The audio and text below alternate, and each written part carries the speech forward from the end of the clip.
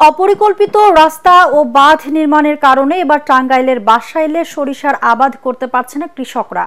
জলাবদ্ধতার কারণে বোরো ধান আবাদেও দেখা দিয়েছে অনিশ্চয়তা। ঝিনাই নদীর বাঁধ ভেঙে গেল বছরে ঢুকে পড়া পানি বের হতে না পারায় এলাকায় সৃষ্টি হয়েছে এই জলাবদ্ধতা। এতে প্রায় ২,০০০ একর ফসলি জমি অনাবাদি পড়ে থাকার আশঙ্কায় দিশেহারা কৃষকরা। টাঙ্গাইল প্রতিনিধি নাসির উদ্দিনের রিপোর্ট, জানাচ্ছেন তামান্না জেনিফার।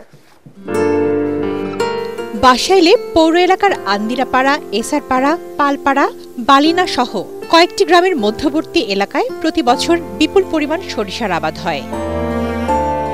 গত বর্ষায় ঝিনাই নদীর বাঁধ ভেঙে এখানে পানি প্রবেশ করে। তবে অপরিকল্পিতভাবে রাস্তা নির্মাণের কারণে পানি বের হতে না পারায় বাসাইলে সৃষ্টি হয় জলাবদ্ধতা। ফলে চলতি মৌসুমে সম্ভব হয়নি সরিষার আবাদ, বোরো ধানের বীজতলা বুনতে পারেনি এলাকার কৃষক। অপরিকল্পিতভাবে চতুর্দিকে রাস্তাগুলা কইরা, ব্রিজ কালপাটগুলা বন্ধ করে দিয়া এই এলাকার কয়েক হাজার একর জমি রবি শস্য থেকে বঞ্চিত।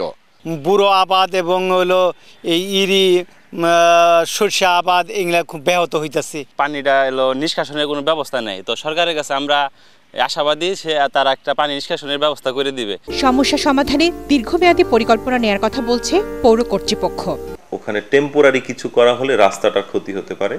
এই কারণে আমরা বর্তমান অর্থ বছরের এডিপির যে প্রকল্প, এখান থেকে পার্মানেন্ট স্ট্রাকচার, যেটা রাস্তারও ক্ষতি হবে না এবং জলাবদ্ধতাও নিরসন হবে, এরকম ভেন্ট অথবা বক্স কালভার্ট অথবা যুগোপযোগী কিছু আমরা করে দেওয়ার চেষ্টা করব। কৃষি বিভাগ জানায়, চলতি মৌসুমে জলাবদ্ধতার কারণে প্রায় ২,৫০০ মেট্রিক টন বোরো ধান ও ৭৮০ মেট্রিক টন সরিষার আবাদ কম হবার আশঙ্কা রয়েছে।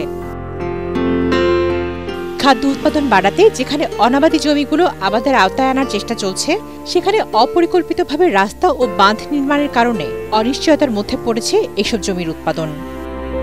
Bureau report, ATN Bangla.